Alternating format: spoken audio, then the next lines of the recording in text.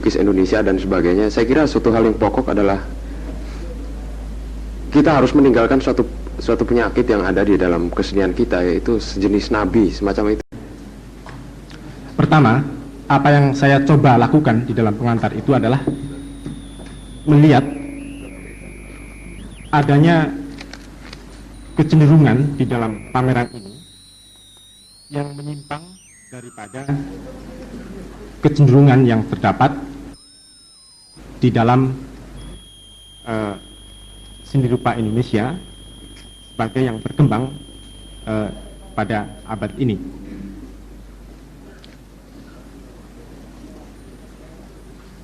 So different compared to your works just slightly before the New Art period. You were working on geometric paintings, no? I recall that was why the Bandung and the Jogja young artists. In 1972, there is a debate between critic and painter, Osman Effendi and Sujoyono. Osman Effendi said that there is no Indonesian painting, but Sujoyono said no, there is Indonesian painting. And we are thinking that how we want to talk about Indonesian art if they're always using the media from the West. Maybe it could be better if we using a media who cannot indicate that this is a painting or sculpture or print. Before New Art movement, there is a protest from some artists who participate in the first big painting exhibition. The protest was called Desember Hitam. Artists from Yogyakarta was expelled from the school, from the university. We make a discussion a lot from 1972, 1973 until we realize that we just want to use any kind that we met in our daily life and then put it in the gallery as a metaphor of something about Indonesia. And then we said, what is something? That's our identity. We want to talk about the tradition or another thing. Tradition usually connected with the local, like a Jogja or Jakarta or Java or Bali. We think that Java cannot represent Indonesia. What the issues that can represent Indonesia? And then we think, maybe social and political issues, because in Indonesia, social and political issues in everywhere is the same.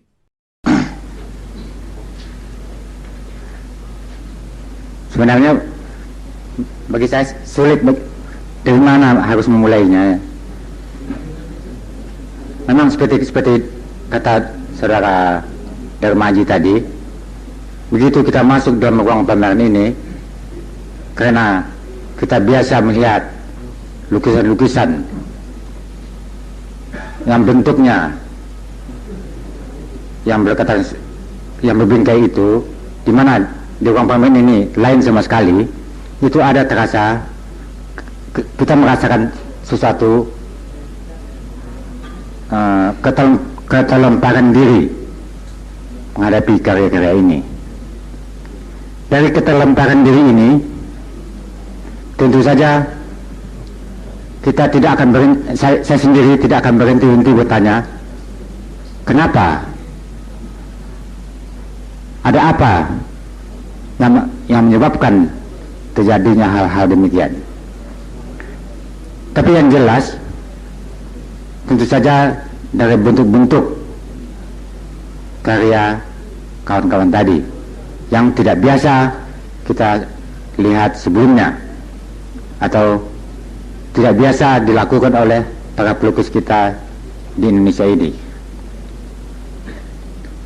Walaupun sebenarnya kitab atau siapa saja yang biasa melihat reproduksi buku-buku tentu tidak akan aneh, hanya kebanyakan bagi pelukis yang jarang menyaksikan karya-karya itu secara langsung tetap akan menjadi suatu keanehan.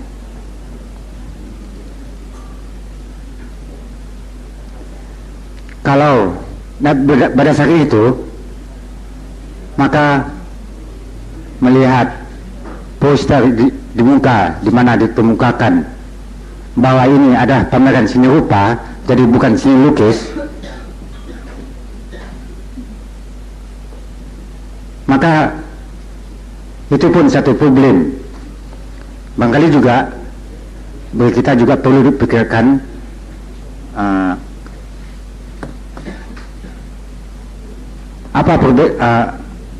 apakah tiap-tiap jenis karya masing-masing kawan tadi akan digolongkan seperti yang sudah lalu itu, apa itu lukisan atau itu patung atau dan lain, atau barangkali juga bagi kawan-kawan tadi itu tidak penting soal bentuk. Para remaja pada umumnya mencari kedirian, dan seperti pada suatu saat kita masing-masing berontak, dimulai dari dilarang merokok, terus berlagak merokok di muka orang tua, terus marahilah, gitu, ada nantangnya. Ini juga pamerannya ada nantangnya nih, ada. Nuh, perkara yang ditantang ini menjawab atau tidak nggak tahu saya. Dan siapa yang merasa atau rumangsa ditantang saya juga nggak tahu. Tapi ada yang menantang. Dan kadang-kadang ada sombongnya. Sombongnya itu seakan-akan ini yang paling baru. Ini obat mujarab kesenian Indonesia kontemporer, ditambahi kontemporer. Ini. Tapi bolehlah ya, bolehlah, itu memang anak muda harus begitu. Jadi saya... Nah, maka di seni rupa baru yang awal pada tahun 75 apa segala macam itu berkaitan sama sekali dengan kalau mau dianggap garisnya ya, kalau misalnya mau melihat di sini ini seniman muda dan di sini itu seniman tua, klasik sekali. Ada yang muda mau memunculkan diri entah kenapa melawan yang tua, itu yang paling jelas. Itu yang paling jelas. Sebetulnya pertama kita nggak mikir sama sekali itu, mana mungkin waktu itu semua namanya normalisasi kehidupan kampus. 74 malari, semua dipenjara, dibunuh, semua kan? Kita kan tahu itu, tapi kita nggak tahan lagi juga dengan cara seperti itu. Kenapa di seni kesenian juga seperti itu? Kan? Itu kita pikir ya secara politik begitu, tapi rupanya loh ternyata kita ini seni itu juga dianggap agitasi juga seperti politik kan? Ya sikap itulah yang sebenarnya mendasari gerakan itu, bukan membuat gerakan itu sama sekali bukan. Gerakan itu cuma nama, karena sesudahnya baru harus kita kasih nama. Biasanya orang berpikir dulu, tindakannya belakangan. Kalau ini bertindak dulu, mikirnya belakangan. Tim ke sini, ketika kita sudah dalam proses di punishment ya sama sekolah. Nah terus ada Desnatalis, lalu waktu itu ada pameran di seni sono apa ya, saya agak lupa gitu. Akhirnya ketemu sama teman-teman itu. Nah itu sesuatu yang tidak mungkin waktu itu. Tapi lalu kita bodo amat, kita kan urusannya bukan urusan sekolah kan gitu. Dan teman-teman gitu, kita lawan aja gitu. Nggak peduli, kita kan sekolah seniman gitu. Itu kan orang-orang Sanggar bilang sekolah seniman kan gitu. Sedangkan di Bandung kan enggak, dia kan harus mengikuti sistem akademis mereka. Di sini kita kalau dilawan kita lawan genti gitu. Seperti itu. Jadi suasananya tuh seperti itu. Lalu di waktu itu bukan hanya seni rupa ya, tapi yang seni yang lain ya, misalnya terutama sastra sama musik ya. Kalau tari enggak ya, sastra, musik, drama itu deket gitu. Kita semua kan masih sekolah ini ya kan. Kalau kamu tiba-tiba kita nggak boleh sekolah, apa alasannya? Nah, gitu kan. Jadi kita minta keadilan gitu. Yang bahas dengan bahasanya ya kita lawan gitu. Nah, ketika saya bicara, saya merasa bertanggung jawab. Istilah depolitisasi itu baru saya gunakan ketika Cemeti menerbitkan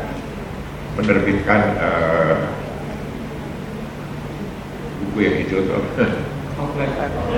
Outline. Di situ saya mencoba menganalisa garis Jogja.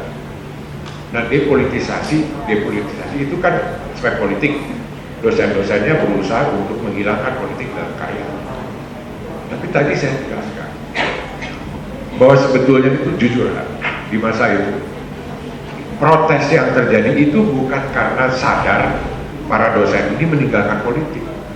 Seperti saya kemukakan tadi, karya-karya mereka dianggap tidak jujur. Kalau orang dibikin-bikin, kalau orang mau nyeneng-nyenengin pemerintah, mau nyenengin itu kan, nah istilahnya itu. Nah itu sebetulnya pangkal kemudian protes di seni rupa baru. Itu yang terjadi di Jogja, sama saja sama yang di Bandung. Sampai di Bandung ini rasanya dosen-dosen ini ditanyain gak ngerti, sok jago, kayak gitu. Sifat lebih ke masalah-masalah yang pribadi sifatnya. Dan tidak prinsip-prinsip pemikiran. Sekali lagi saya tadi sudah kemukakan dalam presentasi saya. Kalau kita melihat gerakan seni rupa baru sebagai sesuatu hal yang sangat serius, disadari dan mempunyai agenda pemberontakan, terlalu jauh. Tapi sekali lagi saya katakan bahwa peristiwa-peristiwa sejarah munculnya karena banyak hal kebetulan. Sebetulnya banyak cerita yang tentang bagaimana pertemuan kita dan sebagainya, dan nggak sepenuhnya seperti yang kamu katakan. Tapi versi cerita itu banyak banget. Intinya buat saya itu banyak faktor kebetulan. Jadi yang seperti kamu bicarakan bahwa komitmen itu tidak ada, kita tidak punya ideologi apa segala macam. Kali ngomongnya waktu mabok ya, nggak kepikir tuh ngomong seperti begitu. Apalah, tapi segala macam yang ngawur digomongin kan. Tapi bahwa ada suatu kesadaran kita tidak akan mempunyai ideologi, tidak punya pemimpin itu rasanya nggak kepikir tuh zaman itu tuh. Jadi banyak faktor kebetulan. Tadi banyak disebut-sebut soal dogma. Saudara Bonyong dan saya kira Saudara Jimmy tadi menyebut soal dogma seni lukis lama. Saya ingin bertanya, apa betul ada dogma? Dogma saya tanyakan pada Saudara Tuti Herati tadi, bisik-bisik, karena beliau itu dari jurusan filsafat di jurusan dogma.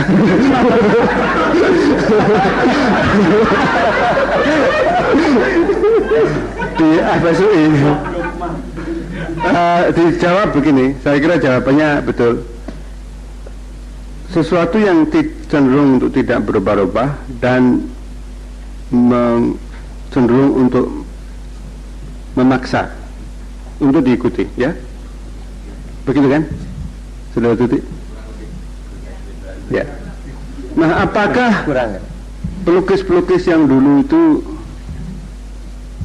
konyol atau tidak konyol? Yang dulu itu banyak yang konyol, memaksa, ada kehendak memaksa. Saya kira masalahnya mungkin hanya perbedaan. Dan tidak ada yang memaksa karena tidak ada alat untuk memaksa. Saudara Nasar tidak punya alat untuk memaksa. Rumah dia nggak punya.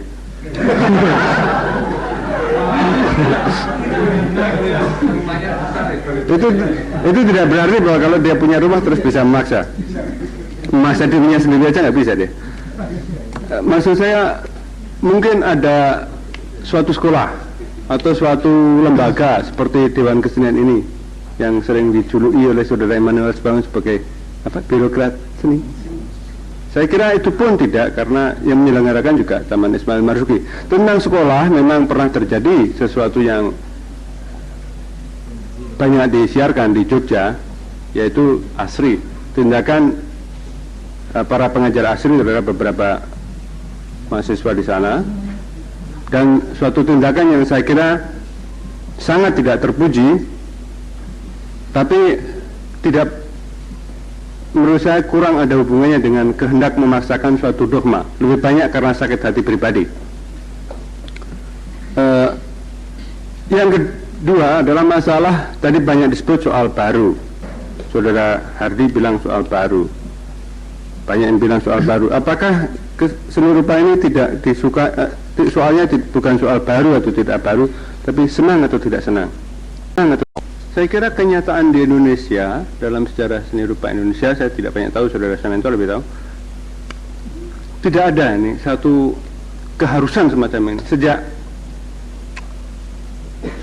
karena tidak ada institusi-institusi yang mempertahankan atau memaksakan langsung atau tidak langsung suatu mazhab atau suatu doktrin atau suatu kecenderungan dari seni rupa. Semua saudara-saudara punya kebebasan, dan saya kira lebih wajar kalau misalnya kita melukis ya sebagaimana yang kita lihat, lain dengan yang lain, oke, lain saja, tapi tidak berarti suatu perlawanan terhadap dogma, karena tidak ada dogma itu menurut saya. Jadi lebih baik kita tidak usah dramatisir kehadiran saudara-saudara. Menurut saya lebih baik kita melukis ya sebagaimana saya ingin melukis. Apakah ini suatu perlawanan atau tidak, itu menurut saya bukan suatu perlawanan, hanya suatu tuntutan biasa saja dari seorang pelukis yang saya kira juga dilakukan oleh Saudara Nazar.